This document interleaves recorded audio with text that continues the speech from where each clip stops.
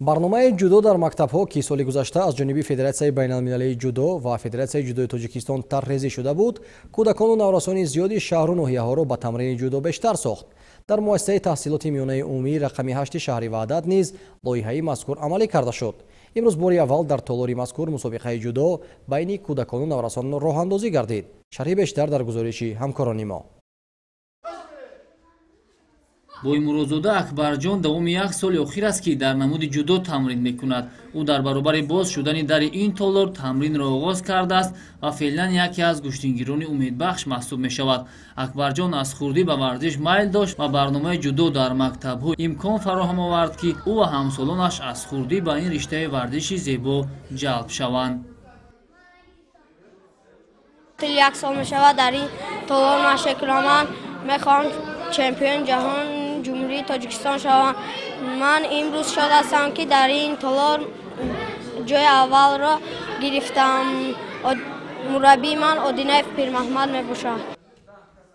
ба монанди Акбарҷон дар толори ҷудо наздики 100 наврас аз гирду атрофи муассисаи таҳсилоти миёнаи умумии рақами 8 шаҳри Ваҳдат нозукиҳои ҳунари ҷудоро аз бар мекунанд ва имрӯз дар байни дастпарварони ин толор нахустин мусобиқа низ роҳандозӣ гардид.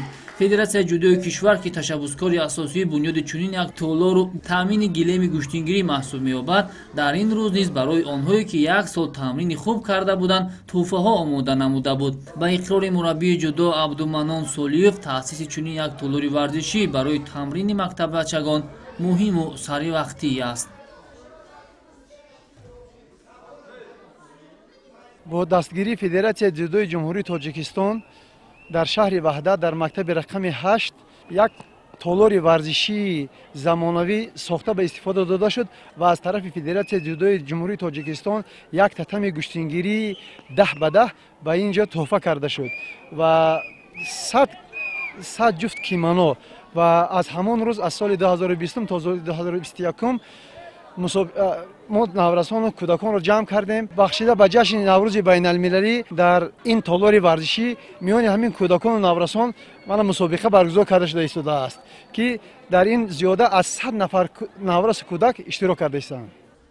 дар мусобиқа бахшида ба ҷашни байналмилалии Наврӯз наздики 100 нафар иштирок варзиданд. кӯдакону наврасон аз рӯи 10 вазн барои ишғоли зинаҳои ифтихорӣ байни ҳам талош карданд. бояд гуфт ки дар як фурсати кӯтоҳ ин толор ки дорои беҳтарин гилеми гӯштингирӣ мебошад ба макони дӯстдоштаи кӯдакону наврасони маҳал табдил ёфтааст ва ҳамарӯза дар 2 баст онҳо ба тамрин фаро гирифта шуданд. ман қаландар Мустафо ин мусобиқаро сазовори ҷои аввал гаштам ва мехоҳам ки дар мусобиқаҳои дигар ҳам сазовори ҷои аввал гардам. миннатгузории худамро ба Федератсияи ҷудо мерасонам ки барои мо ин хел толори зебоеро сохтаанд. баъд аз анҷоми рақобатҳо ба ғолибони мусобиқа ифтихорнома ва тӯҳфаҳои махсуси Федератсияи ҷудои Тоҷикистон тақдим карда шуд. ёдовар мешавем ки бахшида ба ҷашни байналмилалии Наврӯз Федератсияи ҷудои мамлакат ба дастпарварони ин толори варзишӣ ҷудогӣ, либосҳои варзишӣ, пойафзол ва тӯбҳои футбол тақдим намуд.